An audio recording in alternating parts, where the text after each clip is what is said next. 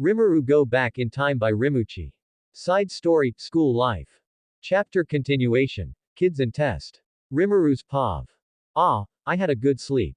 Today marks the second day of my life as a teacher, and I'm already wondering what surprises await. Master, what are you planning to do about the female individual named Tis?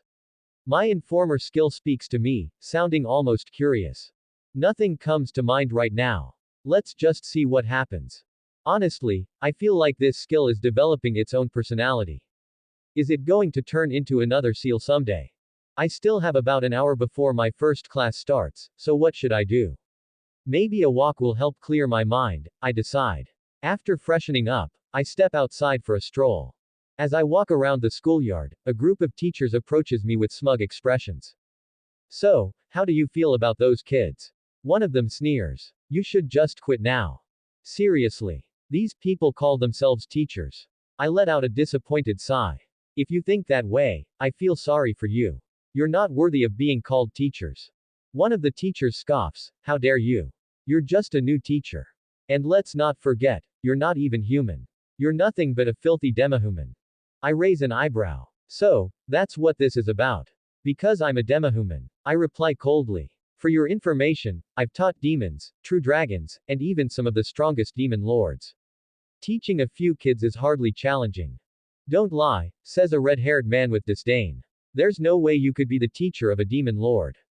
I smile faintly. Believe what you want. But those kids are pure souls.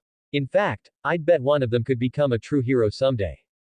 The teachers laugh mockingly. Those little demons. Becoming heroes. That's never going to happen. I feel a spark of anger.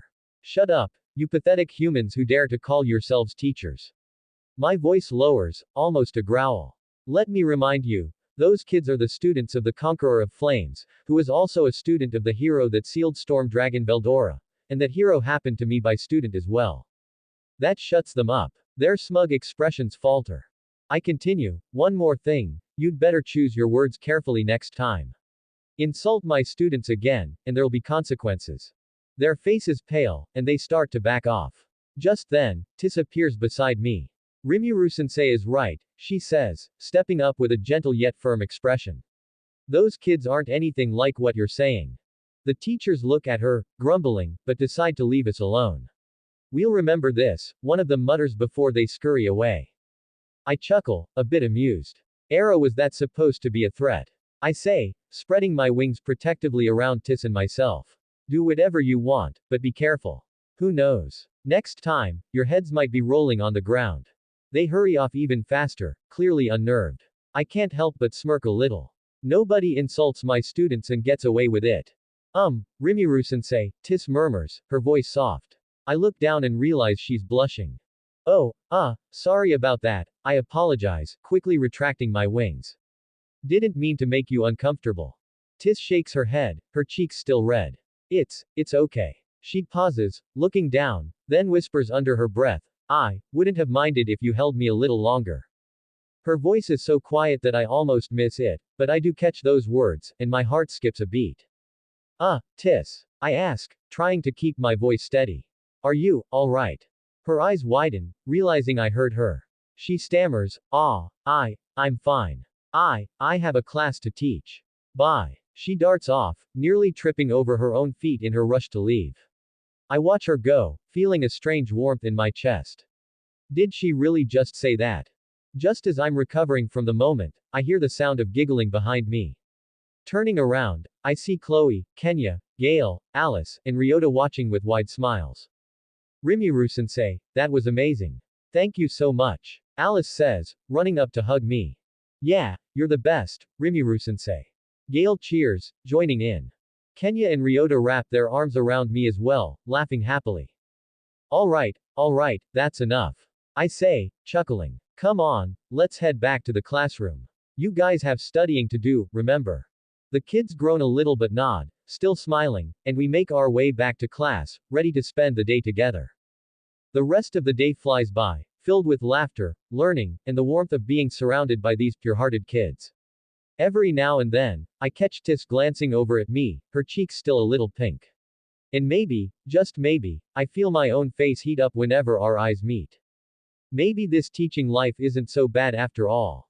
Tissa's Pav. The early morning air is crisp as I walk through the school corridors, a soft smile on my face as I think about the new teacher everyone's been talking about, Rimuru-sensei. There's something about him that's different. His calm strength, his gentle approach with the kids, and the way he doesn't let anyone's words shake him. As I near the schoolyard, I hear voices, angry, mocking voices. I stop in my tracks, recognizing some of the other teachers in the school, and they seem to be directing their harsh words at someone. I peer around the corner, curious. There, standing amidst a small crowd of teachers with smug expressions, is Rimuru. The way he's holding himself, calm, confident, not giving in to their taunts, makes my heart race a little. So, how do you feel about those kids? One teacher sneers, his tone dripping with contempt. You should just quit now. I feel my stomach twist with anger. How could they talk about the kids that way? They're our students, our responsibility. But before I can even think about stepping in, Rimuru speaks. If you think that way, I feel sorry for you, he replies coolly. You're not worthy of being called teachers. One teacher scoffs, how dare you? You're just a new teacher. And let's not forget, you're not even human. You're nothing but a filthy demihuman. The words make my blood boil, but Rimuru doesn't even flinch. He looks at them with an unreadable expression, his voice steady. So, that's what this is about. Because I'm a demihuman. He pauses, the air around him seeming to grow heavier. For your information, I've taught demons, true dragons, and even some of the strongest demon lords. Teaching a few kids is hardly challenging. There's a brief silence, and I can tell the other teachers are taken aback. One, a red-haired man, narrows his eyes and mutters, don't lie. There's no way you could be the teacher of a demon lord. Rimuru smiles faintly, and something about the confidence in that smile makes my heart skip. Believe what you want. But those kids are pure souls. In fact, I'd bet one of them could become a true hero someday. The teachers laugh mockingly. Those little demons. Becoming heroes. That's never going to happen. I can see the anger flash across Rimuru's face, his eyes darkening. Shut up. His voice lowers, turning into a growl that even I can feel from here. You pathetic humans who dare to call yourselves teachers. Let me remind you, those kids are the students of the Conqueror of Flames, who is also a student of the hero that sealed Storm Dragon Veldora. His gaze sharpens, and he adds, and that hero happened to be my student as well. The mocking laughter dies down, replaced by pale, stunned expressions. I can't help but feel a rush of admiration, and something deeper. He's standing up for those kids, defending them with such passion. He truly cares about them, sees their worth. It makes me feel proud. And, something else that I'm not quite ready to admit, even to myself. One more thing, Rimuru says coldly, you'd better choose your words carefully next time. Insult my students again, and there'll be consequences. The teachers exchange nervous glances before they slowly back away. Just as they start to leave, I step out from the shadows and join Rimuru, feeling a surge of determination. Rimuru-sensei is right, I say, looking firmly at the teachers. Those kids aren't anything like what you're saying. The teachers grumble, but they don't dare argue further. One of them mutters, we'll remember this, before they turn and walk away, throwing glares over their shoulders. As they disappear, I feel a wave of relief. I hadn't realized how tense I was until now. Beside me, Rimuru chuckles softly, an amused smirk playing on his lips. Era, was that supposed to be a threat? He says, spreading his wings protectively around us. Do whatever you want, but be careful.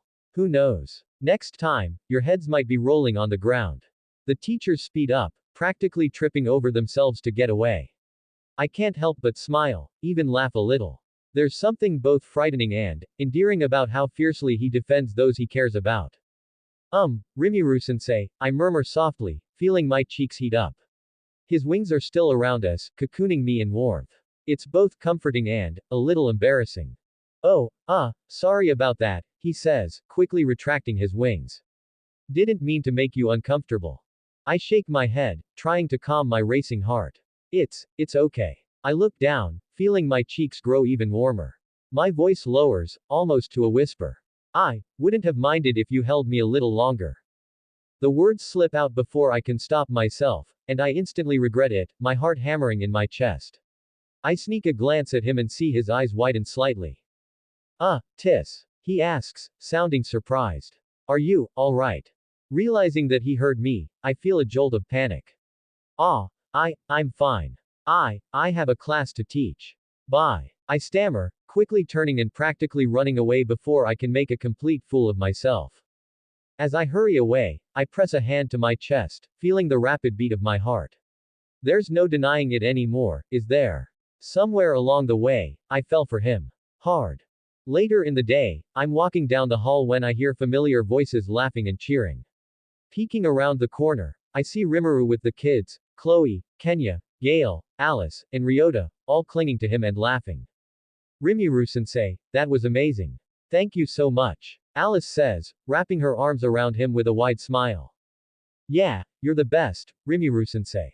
Gail chimes in. Kenya and Ryota pile on, their laughter echoing down the halls. Alright, that's enough. Rimuru chuckles, clearly amused by their enthusiasm. Come on, let's head back to the classroom. You guys have studying to do, remember? I watch them go, a warmth filling my chest. It's clear how much the kids adore him, and how much he cares for them in return. Seeing him like this, strong, caring, protective, it only makes my feelings grow deeper. As they disappear into the classroom, Rimuru glances back and catches my eye, giving me a small, warm smile.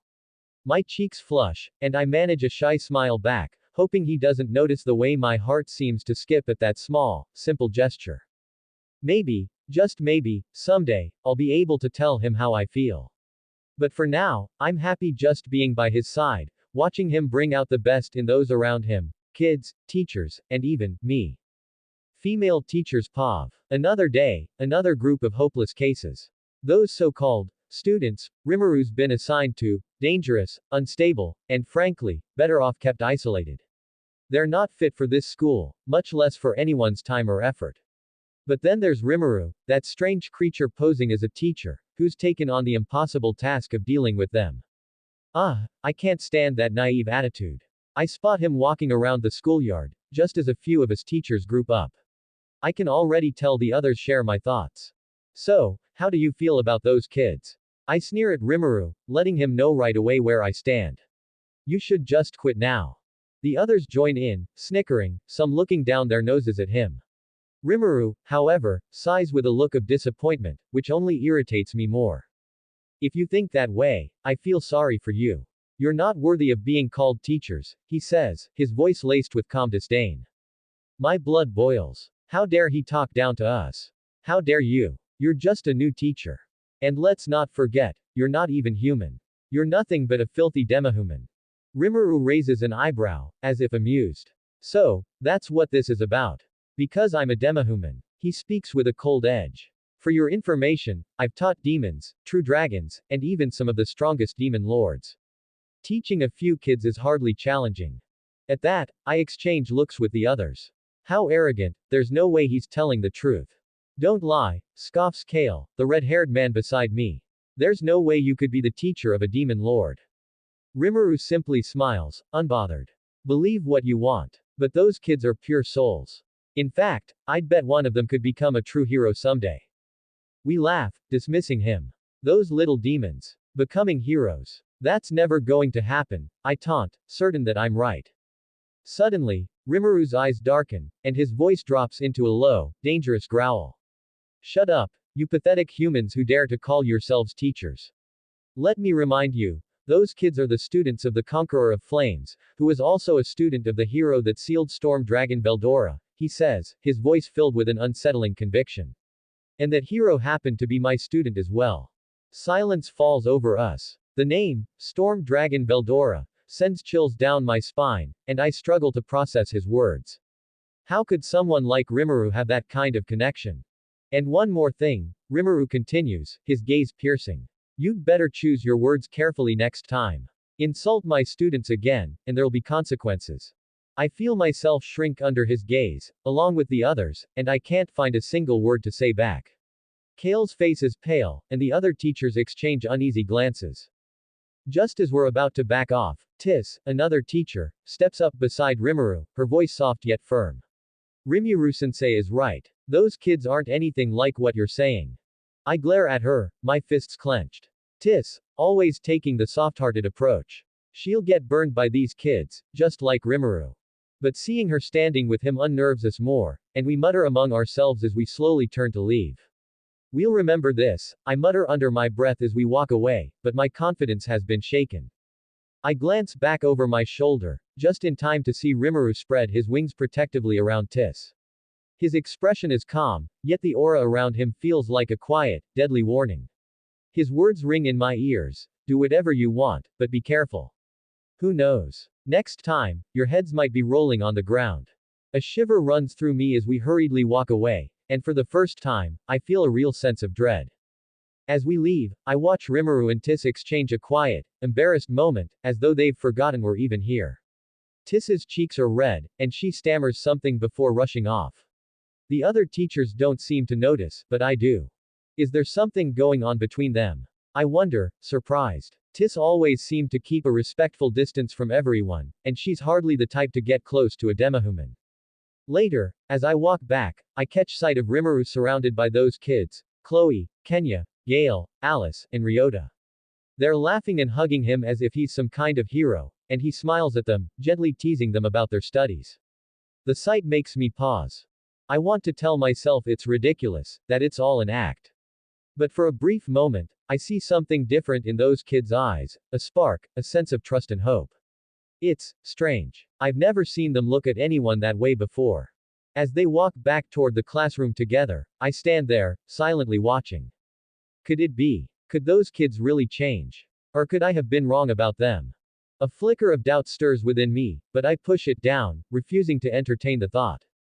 Back to Rimuru's POV. It's been 3 days since that incident with the other teachers. They've tried, unsuccessfully, I might add, to get me and Tis fired.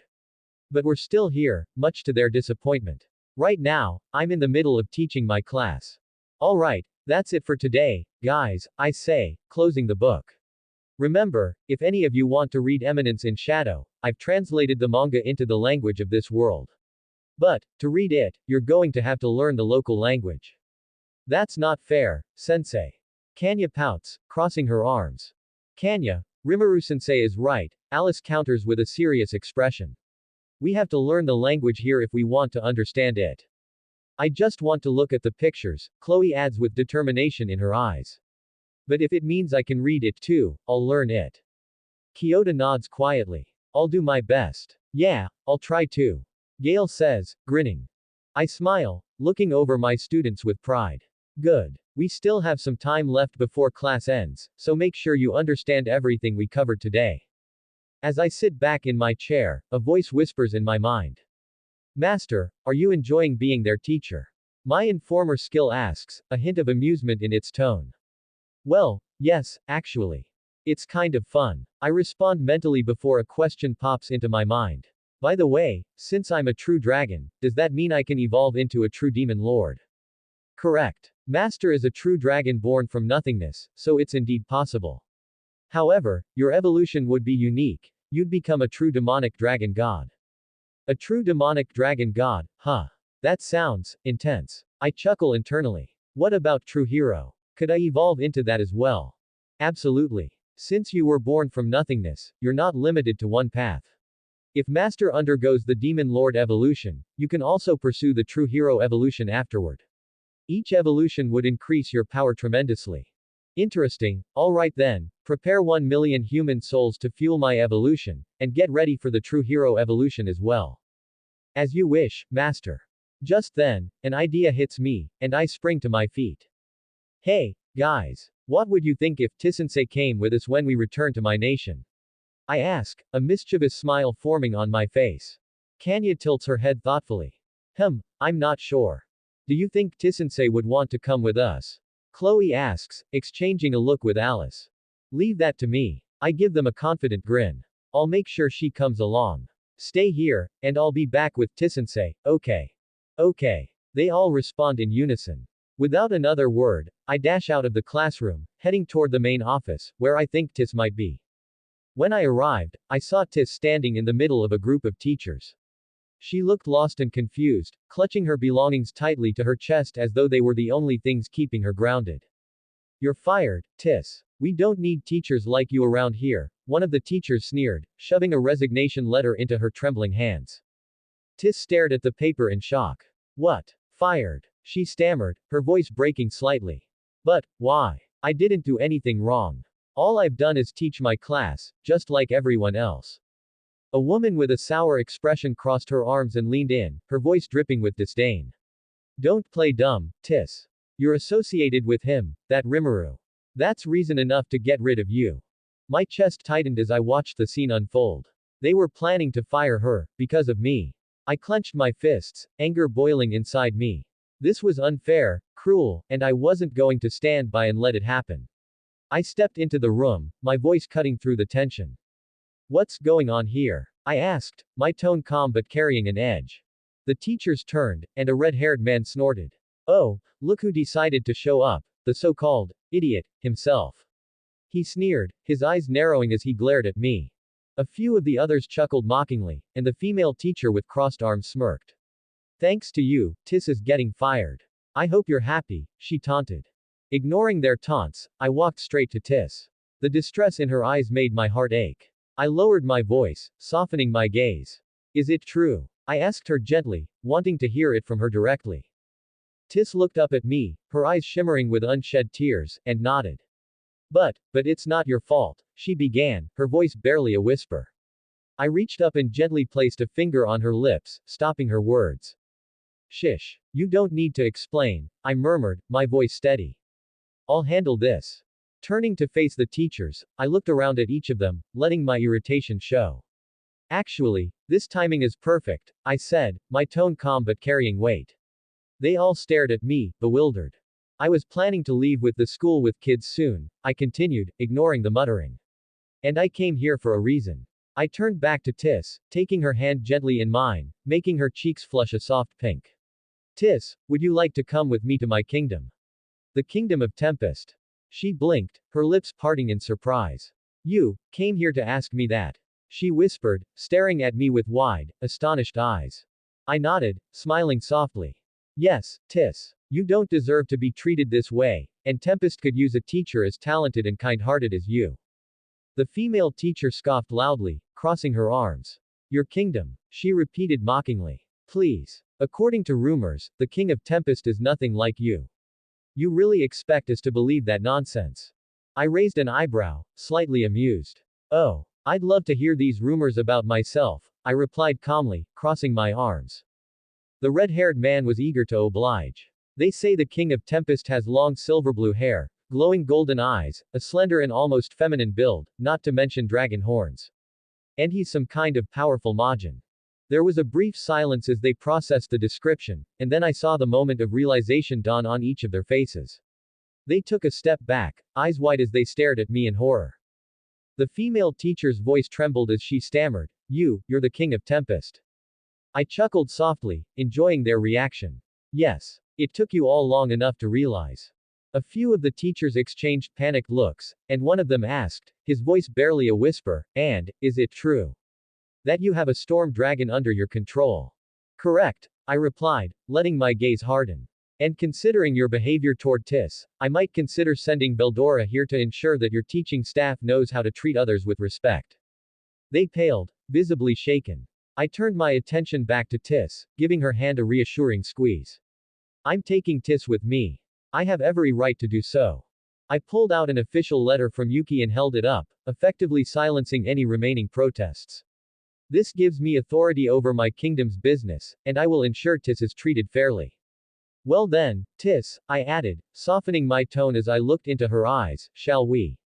Her face softened, a gentle smile breaking through her previous sadness. Yes, I'd like that, Rimuru. Thank you, she whispered, her cheeks flushed as she looked up at me.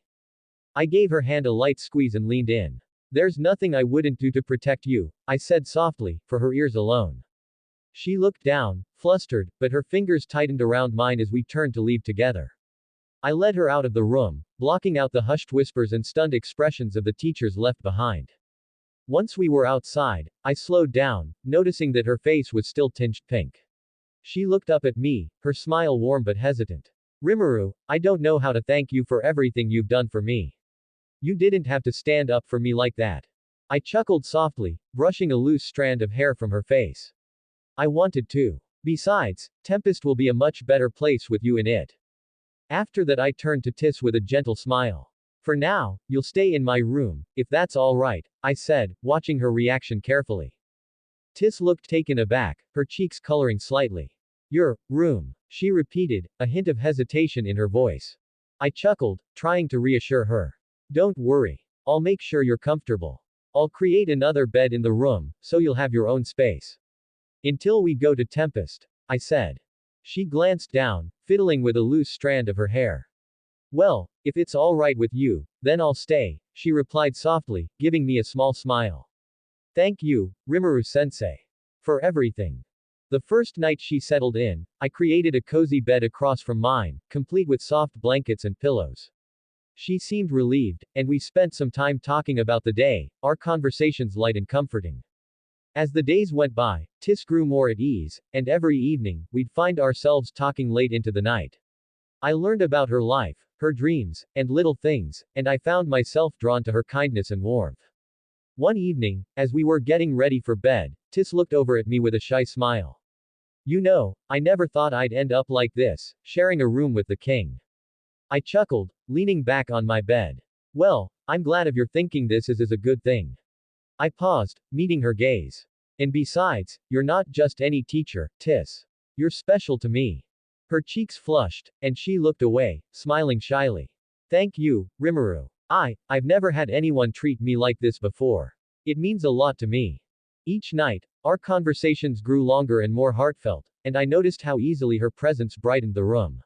For 2 weeks, Tis stayed in my room, sharing stories, laughter, and quiet moments that made me realize how much she'd come to mean to me.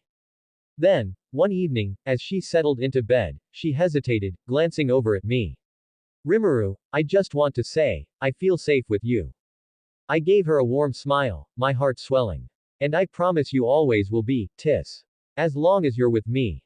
With a grateful nod, she lay down, a contented smile on her face as we drifted off to sleep, each of us comforted by the other's presence. Female teacher's POV. I watched Tis standing there, clutching her belongings like a child lost in a crowd.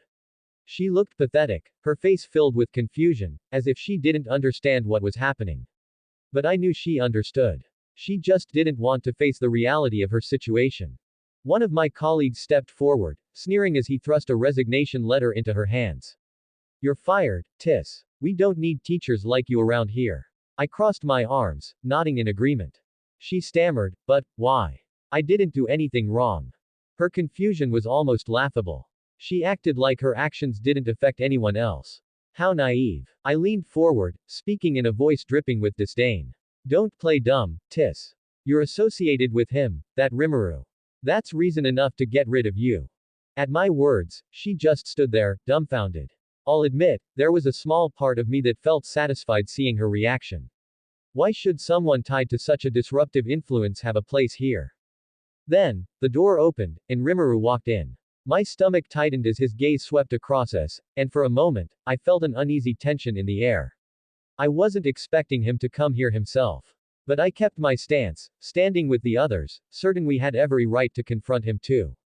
Oh, look who decided to show up, the so-called idiot himself, my red-haired colleague taunted. I joined in with a smirk, adding, thanks to you, Tis is getting fired. I hope you're happy. We laughed, hoping to get a rise out of him. But Rimuru wasn't bothered. Instead, he walked past us without a second glance, going straight to Tis. I saw her face light up as he approached, her eyes full of relief. The way she looked at him made my irritation flare up again. Did she think he was her savior or something? It was absurd. Yet, seeing the two of them together, it was almost like they shared some kind of unspoken bond. When he gently placed a finger on her lips, silencing her, I felt a pang of jealousy. It was unfair that he would treat her like that, as though she were someone worth protecting. He turned back to us, his gaze sharp and unimpressed. Actually, this timing is perfect, he said in a calm, even voice that unsettled me. I was planning to leave with the school with kids soon. His words made us exchange wary glances. What was he talking about? Then he turned to Tis, taking her hand and asking if she wanted to come with him, to his kingdom. I rolled my eyes, scoffing loudly. Your kingdom. I couldn't believe what I was hearing. According to rumors, the king of Tempest is nothing like you. You really expect us to believe that nonsense? Rimuru's eyes glinted with amusement. Oh, I'd love to hear these rumors about myself, he replied with that maddening calmness. My colleague was only too eager to lay it out for him, painting the ridiculous picture: silver blue hair, golden eyes, horns, and other nonsense that made me want to laugh. But as he listened, something about his posture shifted. And then I saw it, the look in his eyes that made my heart skip a beat. He let us go on, but the realization hit me like a shock. His features, they matched everything we'd heard. Every detail. My voice trembled as I stammered, you're the king of Tempest. For the first time, my confidence wavered. His faint, knowing smile sent chills down my spine. Yes. It took you all long enough to realize, he said, his voice carrying an edge that made it clear he wasn't playing. My stomach twisted, and I felt a flash of dread as he confirmed it. He was the one in control of that legendary storm dragon. A cold silence filled the room as the weight of our mistake settled in. We had mocked him, insulted him, and all while he held a power we couldn't comprehend. He looked back at Tis, his gaze softening, as if to reassure her, before turning his attention to us with a new, dangerous intensity. I'm taking Tis with me, he declared. I have every right to do so. He held up an official letter, silencing any protests before they could start. In that moment, I realized we had no power here. We were at his mercy. As he led Tis away, his words echoed in my mind. He would take her to his kingdom, where she'd be safe, and happy. It was infuriating, watching her leave with that small, grateful smile on her face.